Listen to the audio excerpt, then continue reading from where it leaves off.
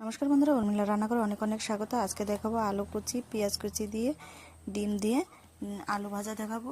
দেখুন কড়াইটা গরম হয়ে এসেছে, তারপরে আমি তেল দিয়ে দিয়েছি, তারপরে ডিমটাকে আমি ভেঙে দিয়ে দিব, তারপরে আমি এটাকে সুন্দরভাবে নেড়ে চেড়ে নেব। এই দেখুন নেড়ে চেড়ে নিচ্ছি। তারপর আমি আলু কুচি দিয়ে দেবো, আলু কুচিটাকে দিয়ে দিব। আর পেঁয়াজ কুচি করেছি, 2টা পেঁয়াজ কুচি দিয়েছি ছোটো ছোটো সাইজের, তো দিয়ে তারপর স্বাদ মতো লবণ দিব। সব লবণ দিয়ে দিলাম। লবণ দেওয়ার পর আমি দিয়ে দেবো হলুদের গুঁড়ো।